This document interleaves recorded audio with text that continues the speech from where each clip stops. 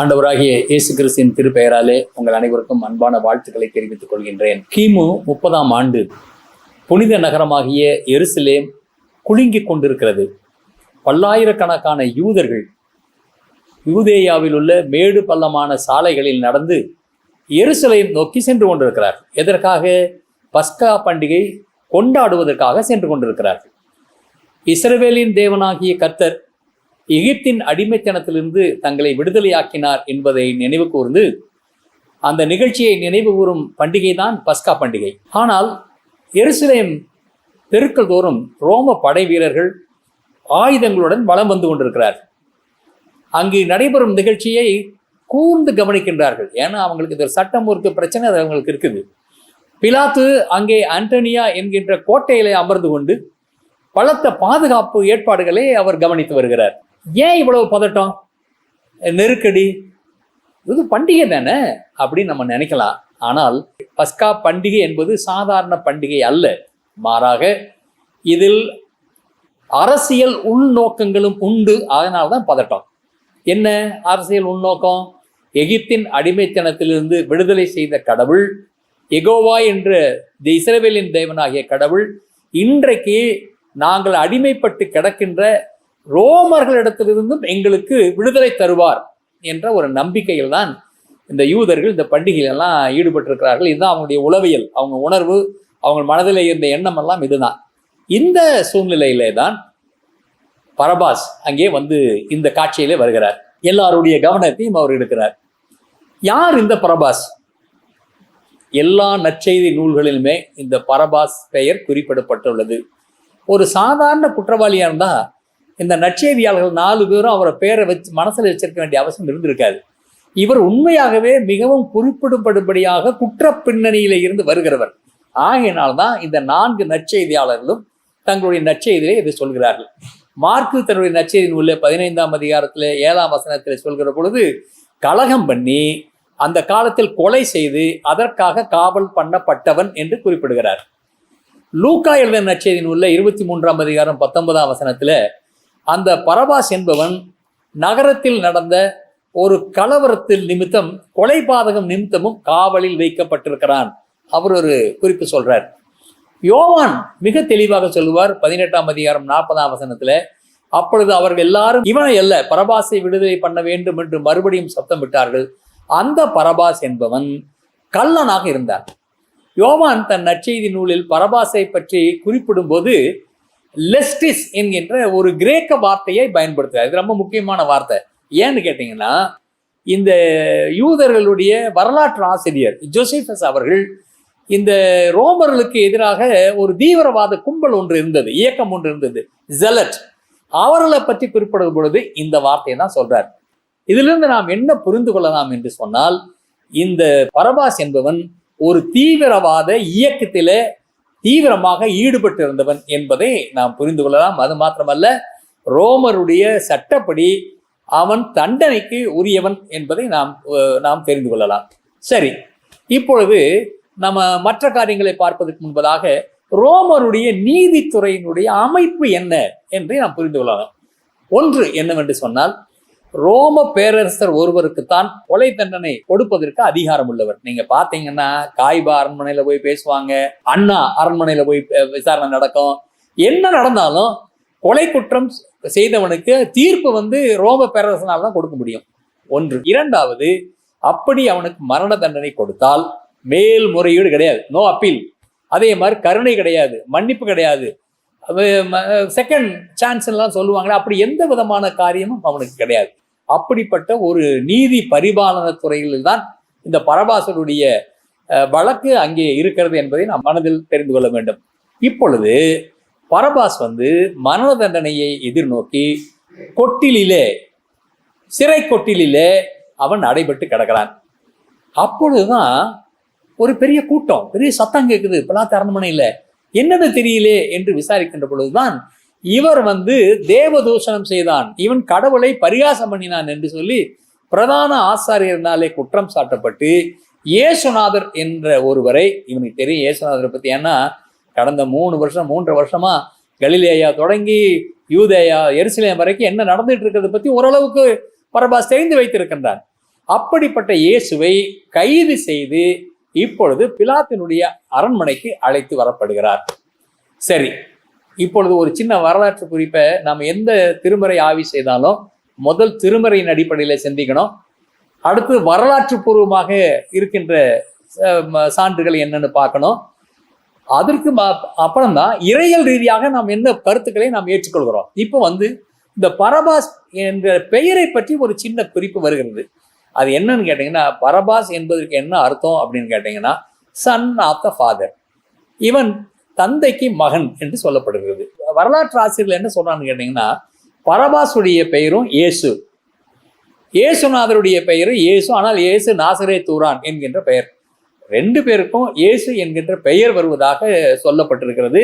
அதற்கு அடிப்படை காரணம் என்னன்னு கேட்டீங்கன்னா, அவர் தந்தையின் மகன் யாருங்க, பரபாஸ். இவர் கடவுளுடைய மகன், கடவுள் தான் இவருக்கு தந்தை என்று சொல்கின்ற வித்தியாசத்தோடு இதையெல்லாம் சொல்கிறார்கள்.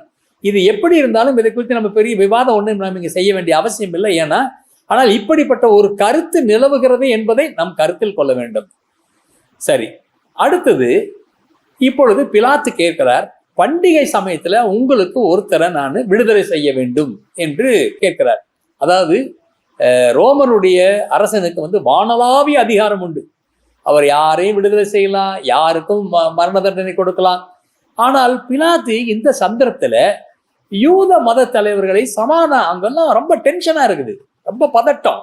ஏனென்றால் யூதர்கள் எல்லாரும் ஒரு வகையான ஒரு மனநிலை, உங்களுக்கு தெரியும், மாப் சைக்காலஜி என்று சொல்வார்கள். அதாவது ஒரு கூட்டம் கூடிட்டா அவங்களுடைய உளவியலை நம்மளால நிர்ணயம் பண்ணவே முடியாது. அப்படிப்பட்ட ஒரு நிலைமை. அந்த நேரத்துல யூத வரலாற்று பிரகாரம், யூத சம்பிரதாயத்தின் பிரகாரம் யாருக்கு அந்த மாதிரி பண்டிகையில எல்லாம் விடுதலை தர வேண்டிய அவசியம் கிடையாது. அப்படி ஒரு சம்பிரதாயம் கிடையாது, அப்படி ஒரு சட்டமும் கிடையாது. இது முழுக்க முழுக்க ரோம பேரரசினுடைய தனிப்பட்ட விருப்பம். இப்ப அங்க இருக்கிற நிலைமையை பார்த்துட்டு அவர்களை சமாதானம் பண்ணணும், எப்படியாவது யூத தலைவர்களை. ஏன்னா கலகம் பண்ணினாங்கன்னா லட்சக்கணக்கான மக்கள் வந்திருக்கிற இடத்துல சட்டம் ஒழுங்கு பிரச்சனை ரோமருடைய ஆட்சிக்கு ஆபத்து வந்துடக்கூடாது என்பதை பிலாத்து நன்கு அறிந்திருந்தார். ஆகவே அவர்களெல்லாம் கொஞ்சம் ப்ளீஸ் பண்றதுக்காக இப்ப கேட்கிறாரு, யாரை நான் விடுதலை செய்வது என்று கேட்கிறார். மத்திய எழுதின நற்செய்தி நூல்ல அப்போ எல்லாமே சொல்றாங்க, பரபாசை விடுதலை செய்யுங்கள் என்று கேட்கிறார். அப்பொழுது பிலாத்து கேட்கிறாரு, கிறிஸ்து எண்ணப்பட்ட இயேசுவை நான் என்ன செய்ய வேண்டும் என்று கேட்கிறார். அவரை சிலுவையிலே அறையும் என்று சொல்கிறார்கள். நல்லா கவனிங்க, 4 நாளைக்கு முன்னாடி தான் எருசலேம் நகருக்கு இயேசுநாதர் வருகின்ற பொழுது கையிலே குறித்தோலிகளை எல்லாம் பிடித்து கொண்டு தாவீதின் மைந்தனுக்கு ஓசன்னா என்று, ஓசன்னா என்றால் என்ன, ஆண்டவரே எங்களை ரட்சியும் என்று இயேசுநாதரை மிகப்பெரிய வெற்றி வேந்தராக ஏற்றுக்கொண்டு எல்லாம் போனாங்க 4 நாளைக்கு முன்னாடி. இப்ப அவரை சிலுவையிலே அறையும் என்று சொல்லி அங்கே சொல்கிறதை பார்க்கிறோம். பரபாசை விடுதலை செய்ய வேண்டும் என்று யூத தலைவர்கள் கூறியதின் பின்னணியில ஏதாவது முக்கியமான கருத்து இருக்குதா என்று ஒருவேளை நமக்கு வரும். இவங்களுக்குள்ள ஏதாவது டீல் பேசிட்டாங்களா, நாங்க பரபாசை விடுதலை செய்த, அப்படியெல்லாம் எதுவுமே இல்லை. சும்மா அவங்களுடைய அந்த பரபாசை விடுதலை செய்ய வேண்டும் என்று அவர்கள் கேட்டுக்கொண்டதுக்கும் பிலாத்து அவர்களை விடுதலை செய்ததுக்கும் பின்னணியிலே எந்த விதமான ரகசியமான ஒப்பந்தம் எல்லாம் கிடையாது. என்ன அப்படின்னு கேட்டீங்கன்னா, இந்த யூத மத தலைவர்களுடைய மன ஓட்டத்தை புரிந்தவன் பரபாஸ். பரபாசினுடைய செயல்பாடுகளில இந்த யூத மத தலைவர்கள் அதீத நம்பிக்கை வைத்திருந்தார்கள். ஆகையினாலதான் பரபாசை விடுதலை செய் என்று சொல்லி ஏக மனதாக சொன்னதாக நாம் பார்க்கிறோம். நல்லா சிந்தித்து பார்க்க வேண்டும். பிலாத்தும் ஒரு பதட்டத்தை தான் இருக்கிறார். அவருக்கு என்ன பதட்டம் அப்படின்னு கேட்டீங்கன்னா, இயேசுநாதரை சிலுவை மரணத்திலிருந்து அவருக்கு தப்பி வைக்கிறதுக்கு ஏதாவது வழி இருக்குமான்னு பார்த்தார், முடியல. இப்பொழுது இங்கே பஸ்கா பண்டிகைக்கு வந்த லட்சக்கணக்கான யூதர்களுடைய மனநிலை கொந்தளித்துக் கொண்டிருக்கிறார். ஆகையினால இவருக்கு என்ன பண்றதுன்னு தெரியல. நான் பரபாசை விடுதலை செய்கிறேன் என்று சொல்லி ஒரு ரிஸ்க் எடுத்துக்கிறார். என்ன ரிஸ்க் எடுத்துக்கிறாருன்னு சொன்னா, இவன் ஏற்கனவே ரோம அரசாங்கத்தினாலே கொலை குற்றம் செய்தவன் என்று தீர்ப்பிடப்பட்டவன். அப்படிப்பட்டவனை இன்றைக்கு விடுதலை செய்தா பின்னாடி அதற்குரிய பலனை இவர்கள் தான் அனுபவிக்கணும். இதுதான் அவர்கள் இருக்கக்கூடிய பிரச்சனை. ஆகவே பிலாத்து இந்த முதுவை பண்ற போது ஒரு விதமான பதட்டத்தோடு தான் செய்கிறார். இப்ப நான் சொல்றேன், இந்த நிகழ்ச்சிக்கெல்லாம் ஒரு தலைப்பு சொல்ற போது என்னன்னு கேட்டீங்கன்னா, பதறவிட்ட பரபாஸ் என்று நான் சொன்னது காரணமே இதுதான். பரபாஸ் என்று சொன்னாலே ஒரு பதட்டம் அங்கே எருசலேமிலே தொற்றிக்கொண்டது, யூத மத தலைவரிடத்திலே தொற்றிக்கொண்டது, ஏன் ஆளுநர் பிலாத்தினிடத்திலே தொற்றிக்கொண்டது. எல்லா மக்களையும் ஒரு விதமான பதட்டத்துக்குள்ளாக பரபாஸ் அழைத்து சென்று விட்டார். இப்பொழுது மிக முக்கியமான ஒரு செய்தியை நாம் நற்செய்தி நூலில் வாசிக்கலாம். என்னன்னு கேட்டீங்கன்னா, சிலுவையிலே அறையும் என்று சொன்னது யார்? இதுதான் இப்ப நம்ம முன்னாடி இருக்கிற கேள்வி. மத்தேயு நற்செய்தி நூலிலே இயேசுநாதரை சிலுவையிலே அறையும் என்று ஒரு கூட்டத்தார் சொன்னதாக சொல்றாரு. அதற்கு அவர் என்ன கிரேக்க வார்த்தை பயன்படுத்துகிறார் என்று சொன்னார், ஓக்லாஸ் என்கின்ற ஒரு வார்த்தை, கிரேக்க வார்த்தை. அது ஒரு கூட்டத்தை குறிக்கின்ற வார்த்தை. ஆனா பொதுமக்களை குறித்து பேசுகிற பொழுது, பொதுவான மக்கள் கூட்டத்தை குறித்து பேசுகிற போது மத்தேயு வேற மாதிரி ஒரு கிரேக்க வார்த்தையை உபயோகப்படுத்த. அது என்னன்னு கேட்டீங்களா, லாவோஸ் என்கின்ற ஒரு கிரேக்க வார்த்தையை உபயோகப்படுத்த. ஒருவேளை நீங்க கேட்கலாம், இது என்னையா பெரிய இந்த வார்த்தைகளை என்ன பெரிய ரகசியம் இருக்குது என்று ஒருவேளை கேட்கலாம். இதில் தான் முக்கியமான கருத்து அடங்கி இருக்கிறது. மத்தேயு இவரை கொலை செய்யுங்கள் என்று சொன்னவங்களை ஒரு கூட்டம் என்று சொல்கிறார். மற்ற இடத்துல பொதுமக்களுக்கு வேற பேரை சொல்றாரு. இதிலிருந்து நம்ம என்ன புரிந்து கொள்ளலாம் என்று சொன்னால், இயேசுநாதரை சிலுவையிலே அறையும் என்று சொன்னவர்கள் யூத மத தலைவர்களினாலே அமைக்கப்பட்ட, அழைக்கப்பட்ட, ஏற்பாடு செய்யப்பட்டிருந்த கைக்கூலிகள், ஒரு குரூப், ஒரு கோஷ்டி. இதை நாம் கருத்தில் கொள்ள வேண்டும். இப்பொழுது பரபாசனுடைய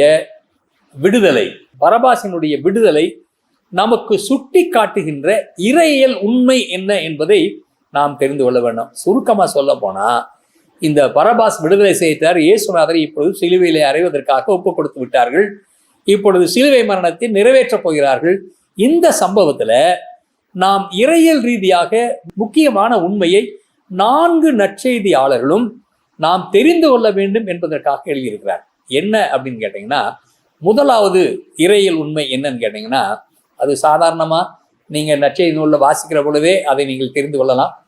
மத்தேயு எழுதின நற்செய்தி நூலிலே பிலாத்து இந்த குற்றம் என்பே சுமராமல் இருப்பதாக என்று சொல்லி கை கழுவுறாரு. கை கழுவி முடிச்ச உடனே அதுக்கு மக்கள் என்ன சொல்றாங்கன்னு கேட்டீங்கன்னா, ஜனங்கள் எல்லாரும் இவனுடைய இரத்த பழி எங்கள் மேல், எங்கள் பிள்ளைகள் மேல் இருப்பதாக என்று சொன்னதாக மத்தேயு சொல்றார். மத்தேயு எழுதின நற்செய்தி நூலில் அவர் சொல்லுவார். இதை குறித்து போப் பெனடிக்ட் 16 என்கின்ற போப் அவர்கள் ஒரு புத்தகத்தை எழுதியிருக்கார். அந்த புத்தகத்தினுடைய தலைப்பு என்னன்னு கேட்டீங்கன்னா, ஜீசஸ் ஆஃப் நேசரத், நசரேயனாகிய இயேசு கிறிஸ்து. அந்த புத்தகத்தை இப்ப சமீபத்துல ஒரு ட்ரெண்ட் வந்திருக்குது. ஹெர்மெனியூட்டிக்ஸ் சொல்லுவாங்கல்ல, திருமறை எப்படி வாசிக்கலாம், எந்த பின்னணியை தந்து வாசித்தா உண்மை நமக்கு புலப்படும் என்கின்ற ஒரு வகையான புதிய கண்ணோட்டங்கள் தான் வந்திருக்கிறது. இந்த போப் பெனடிக்ட் என்ன சொல்றாருன்னா, ரீரீடிங் த காஸ்பல். அதாவது இன்றைக்கு நாம் இருக்கிற சூழ்நிலையிலே நாம் திருமறையை, நற்செய்தி நூலை நாம் மீண்டுமாக வாசிக்கணும். அப்படிங்கிற போது அவர் என்ன சொல்றாருன்னு கேட்டீங்கன்னா, இந்த மக்கள் எல்லாம் என்ன சொன்னாங்க, நீ கை கழுவிட்ட, ஓகே பரவாயில்ல, அதை பத்தி ஒன்றும் பிரச்சனை இல்லை, இவருடைய பழி எங்கள் மேலும் எங்கள் பிள்ளைகள் மேலும் சுமருவதாக என்று சொன்னார்கள் என்று குறிப்பிடுகிறார். சுருக்கமா சொல்ல போனா, இயேசுநாதர் யாருக்கும் சாபமா அவர் இருந்ததில்லை. அவருடைய பெயரினாலே, இரத்தத்தினாலே நமக்கு பாவம் பண்ணி கொண்டு ஆக்கினை இல்லை. அதனால இந்த மக்கள் தங்களையும் அறியாமல் மிகப்பெரிய ஒரு பிரகடனத்தை அவர்கள் செய்கிறார்கள். என்ன செய்கிறாங்கன்னா, நாங்களும் எங்கள் பிள்ளைகளும் இவராலே மீட்படைவோம் என்கின்ற நம்பிக்கையை தங்களுக்கே தெரியாமல் அவர்கள் சொல்கிறார்கள் என்று சொல்லி மத்தேயு நற்செய்தி நூலில் வருகிற குறிப்பை பற்றி போப் பெனடிக்ட் அவர்கள் தன்னுடைய நூலில் எழுதுவார்கள். என்ன சொல்ல வர்றாங்க அப்படின்னு கேட்டீங்கன்னா, அவர்கள் இயேசுநாதரை கொலை செய்தாலும் அவருடைய மீட்பு இயேசுநாதருடைய இரத்தத்திலே இருக்கிறது என்பதை ஏற்றுக்கொண்டார்கள். ஒன்று. இரண்டாவது, நம்ம எல்லாத்துக்கும் தெரிந்த ஒரு இறையியல் உண்மைதான்.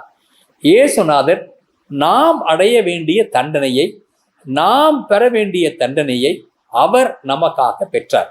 அது ஆங்கிலத்தில் சொல்லுவாங்க சப்ஸ்டிடியூட் தியரி என்று சொல்வார்கள். என்ன சப்ஸ்டிடியூட் தியரி?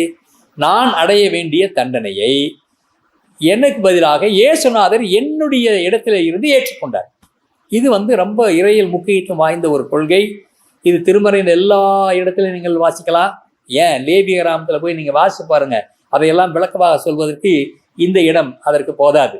லேவியராமத்தை நீங்கள் வாசி பார்த்தீங்கன்னா, 2 ஆட்டுக்குட்டியை பிடிச்சிட்டு அந்த ஆட்டை சீட்டு போட்டு எந்த ஆட்டை பலி கொடுப்பது என்றெல்லாம் மிகப்பெரிய ஒரு சடங்கு எல்லாம் யூத தலைவர்கள், யூத மத தலைவர்கள் எல்லாம் பின்பற்றி வந்தார்கள். அது அங்க இருக்குது. என்ன சுருக்கமாக சொல்லணும்னு சொன்னா, இயேசுநாதர் நாம் அடைய வேண்டிய தண்டனையை நம்முடைய இடத்திலே அவர் அடைந்து கொண்டார். எப்படி? பரபாஸ் மிகப்பெரிய கொடிய குற்றவாளி. ஆனால் இயேசுநாதர் ஒன்றுமறியாத பாவமறியாத ஒருவர். ஆனால் இந்த இயேசுநாதர் குற்றவாளியினுடைய இடத்திலே நின்று குற்றவாளி பரபாஸ் அடைய வேண்டிய தண்டனையை இவர் ஏற்றுக்கொண்டார். கிறிஸ்துவுக்கு அன்பானவர்களே, உண்மையாகவே கிறிஸ்து நம்முடைய பாவங்களை சிலுவையில் சுமந்து நமக்கு மீட்பளித்தார் என்கின்ற இறையியல் உண்மையை நாம் மீண்டுமாக உறுதி செய்ய வேண்டிய காலம்தான் இந்த தவக்காலம். தவக்காலத்தில் நம்ம பேசுகிறோம், தியானம் பண்ணுறோம் அப்படிங்கிறது இல்லை. மாறாக சில உண்மைகளை மனதிலே ஏற்றுக்கொண்டு அதற்காக நம்மை ஒப்படைக்க வேண்டும். இயேசுநாதனுடைய பணி என்பது, அதாவது முதல்ல சொல்லுவாங்க மிஷன் என்று சொல்வார்கள், அருள் தொண்டு அல்லது அருள் பணி, மிஷியோ டே என்று சொல்வார்கள். அப்படின்னா இந்த அருள் பணி என்பது கடவுளுடைய பணி என்று சொல்வார். ஆனால் இயேசுநாதர் சிலுவையில தன்னுடைய உயிரை கொடுத்த பிற்பாடு, மரணத்தினாலே உயிர்த்தெழுதலினாலே நாம் மீட்பை பெற்ற பிற்பாடு, அருள் பணி என்பது கிறிஸ்து நமக்காக தண்டனை அவர் ஏற்றுக்கொண்டார் என்பதை மக்களிடத்தில் எடுத்து சொல்லி கிறிஸ்துவுக்கு நேராக அவர்களை வழிநடத்துவதுதான் இன்றைக்கு இருக்கின்ற அருள் தொண்டு. இப்பொழுது புரிஞ்சுக்கிட்டீங்களா? பரபாசனாலே எத்தனை பதட்டம், யூதர்களுக்கு பதட்டம், ஆட்சியாளர்களுக்கு பதட்டம், இயேசுனுடைய சீஷர்களுக்கு பதட்டம், எங்கும் பதட்டம். எல்லாத்தையும் பதறவிட்ட பரபாசு கடைசியில பிலாத்தையும் பதறவிட்டு இப்பொழுது ஒரு முடிவுக்கு வந்து ஒன்றும் தெரியாத பாவம் அறியாத ஒருவர் சிலுவைக்கு செல்கின்றார். யாருக்காக? பரபாசனுடைய இடத்துல. ஒன்றை சொல்லி நான் முடிக்கிறேன். அந்த காலங்களிலே ஆங்கிலேயர் நம்மை ஆட்சி செய்து கொண்ட காலம். அந்த காலத்தில் இலங்கையில் நிறைய பிரச்சனைகள்லாம் இருந்து சொல்லுவாங்க. நான் கொஞ்ச நாள் இலங்கை யாழ்ப்பாணம் திருமண்டலத்திற்கு பொறுப்பு பேராயராக பணியாற்றினேன். அதற்காக நான் கடவுளுக்கு நன்றி சொல்கிறேன். அந்த மாதிரி அங்கே இருந்த காலங்களே பல சம்பவங்களை நான் கேள்விப்பட்டது உண்டு. அதிலே ஒரு சம்பவம் என்னவென்று சொன்னால், அந்த இலங்கை தேசத்தில் ஆங்கிலேயர்களுடைய ஆட்சி காலத்தில் கொஞ்சம் பேர் ரொம்ப சமூக விரோதிகள், சட்டம் ஒழுங்கு மதிக்காதவங்க, கலகக்காரங்க, இப்படிப்பட்டவர்கள் எல்லாம் அவர்கள் மிகவும் இரும்பு கரம் கொண்டு அடக்கினார்களாம். அப்படிப்பட்ட ஒருத்தர் பேரு தான் ஃப்ரெக்கன்ரிச் என்கின்ற ஒருவன். அவன் சமூக விரோதி. அவனை பிடித்து காவலில் வைத்திருந்தார்கள். மரண தண்டனை கொடுத்துட்டாங்களாம். பொதுவாக பாரம்பரியம் என்ன சொல்கிறது என்று சொன்னால், ஃப்ரெக்கன்ரிச் மரண தண்டனையை எதிர்பார்த்து கோயம்புத்தூர் மத்திய சிறைச்சாலையில் அடைபட்டு கிடக்கிறாராம். அப்பொழுது அவரை பார்க்கறதுக்கு நிறைய பேர் வர்றாங்க. அங்கே வந்து ஒரு போதகர் வந்து அவரிடத்துல சொல்றார், ரொம்ப மிகவும் முரடன் ஃப்ரெக்கன்ரிச், யாரும் சாதாரணமான அவரிடத்துல பேச முடியாது. அப்படிப்பட்ட ஃப்ரெக்கன்ரிச் அவரிடத்துல இவர் கொஞ்சம் பேச்சு கொடுக்குறாரு. பேச்சு கொடுத்த பிற்பாடு ஒருவர் உரையாடல் நடக்கிறது. கொஞ்சம் கொஞ்சமாக அவரிடத்துல இயேசுநாதரை பற்றி இந்த ஊழியர் சொல்கின்றார். ஃப்ரெக்கன்ரிச் வந்து எல்லாவற்றையும் கேட்டுவிட்டு ஒரு வார்த்தை கேட்டார், ஐயா நீங்கள் சொல்கிறதெல்லாம் சரிதான், ஆனால் இந்த இயேசுநாதர் என்னை மன்னிப்பாரா, என் குற்றங்களை மன்னிப்பாரா என்று கேட்கின்றார். அப்படின்னா என்ன அர்த்தம்னு கேட்டிங்கன்னா, நான் ஒரு சமூக விரோதி, அரசாங்கத்தினாலே நான் மரண தண்டனை விதிக்கப்பட்ட ஒரு குற்றவாளி, எனக்கு கடவுள் மன்னிப்பு கொடுப்பாரா என்று சொன்ன மாத்திரத்தில் அந்த ஊழியர் சொன்னாரா, அப்பா உன்னை மாதிரிதாப்பா ஒருத்தர், அவர் பேர் பரபாசு, அவர் அடைய வேண்டிய தண்டனையை இவர் சிலுவையிலே சுமந்து தீர்த்தார், ஆகினாலே உனக்கு அவர் மன்னிப்பு கொடுக்கிறது ஒன்று பெரிய விஷயமே கிடையாது, இயேசுநாதர் உனக்காகவும் மரித்திருக்கிறார் என்று சொன்ன மாத்திரத்தில் ஃப்ரெக்கன்ரிச் தன்னுடைய மனதை, இதயத்தை கடவுளுக்கு என்று திறந்து கொடுத்தானாம். அதை பல நிறைய கதைகள் உண்டு. அவன் இறந்த பிற்பாடு அவனுடைய பொருட்களை எல்லாம் எடுத்துட்டு செல்வதற்காக குடும்பத்து மக்கள் சிறைச்சாலைக்கு வர்றாங்க. வந்து அவனுடைய பொருட்களை எல்லாம் எடுத்து பார்க்குற போது அவன் டைரியில் ஒன்று எழுதி வச்சிருக்கான். என்ன எழுதி வச்சிருக்கான் தெரியுங்களா? இயேசு நேசிக்கிறார், இயேசு நேசிக்கிறார், அவர் என்னையும் நேசிக்க யான் செய்த என்னமா தபமோ. நம்ம கீர்த்தனையில் அந்த பாட்டு இருக்குது. அப்போ அந்த சிறை அதிகாரிகள் சொன்னாங்க, இவர் வந்துங்க இந்த பாட்டு அடிக்கடி பாடிக்கிட்டு இருப்பாரு, எங்களுக்கெல்லாம் ஆச்சரியமா இருக்கும், என்னடா மரண தண்டனை அடைய வேண்டிய ஒரு கைதி இப்படி பாட்டு பாடிட்டு இருக்காரே கொட்டிலே என்று நாங்கள் நினைத்ததுண்டு. அதுக்கு அர்த்தம் இதுதான், ஆசை இயேசுவென்னை அதிகம் நேசிக்கிறார், அதை நினைந்தவர் அன்பின் கரத்துலே ஆவலாய் பறப்பேன். மரணம்ங்கிறது என்னை பொறுத்தவரை ஒண்ணுமே கிடையாது, நான் அவருடைய கரத்திலே ஆவலாய் பறப்பேன் என்று ஃப்ரெக்கன்ரிச் சொன்னதாக ஒரு வரலாற்றிலே ஒரு செய்தி சொல்லுவார்கள். கிறிஸ்துவுக்கு அன்பானவர்களே, பரபாஸ் அனைவரையும் பதறவிட்டான். ஆனால் முடிவு என்ன தெரியுங்களா? அவனுடைய இடத்துல இயேசுநாதர் மரித்தால் அவர் நமக்கு நாம் அடைய வேண்டிய துன்பத்தை, பாவத்தை, தண்டனையை அவர் ஏற்றுக்கொண்டு நமக்கு மீட்பை கட்டளையிட்டிருக்கின்றார். கிறிஸ்துவுக்கு அன்பானவர்களே, இந்த தவ காலத்தில நான் உண்மையாகவே என் பாவங்களுக்காக இயேசுநாதர் சிலுவையிலே அறையப்பட்டார் என்ற உணர்வோடு அவரிடத்திலே நாம் திரும்பி செல்வதற்கு கடவுள் நம்மை அழைக்கின்றார். அவரே அல்லாமல் நமக்கு வேற மீட்பு கிடையாது. ஏனென்றால் அவரே நமக்காக சிலுவையிலே நம்முடைய பாவங்களுக்காக மரித்தார். நாம் இந்த தவ காலத்துல அப்படிப்பட்ட உணர்வோடு இந்த பரபாசனுடைய இடத்துல கிறிஸ்து மரித்தபடியினாலே பாவியலாயிருக்க நமக்கும் கிறிஸ்துவனுடைய இறப்பில அவருடைய உயிர்த்தெழுதலில நமக்கு மீட்பு உண்டு என்ற நம்பிக்கையோடு ஆண்டவரிடத்தை திரும்பி வர ஆண்டவர் நமக்கு கிருபை செய்வாராக. தந்தை, மைந்தன், தூய ஆவியின் திருப்பெயராலே ஆமென்.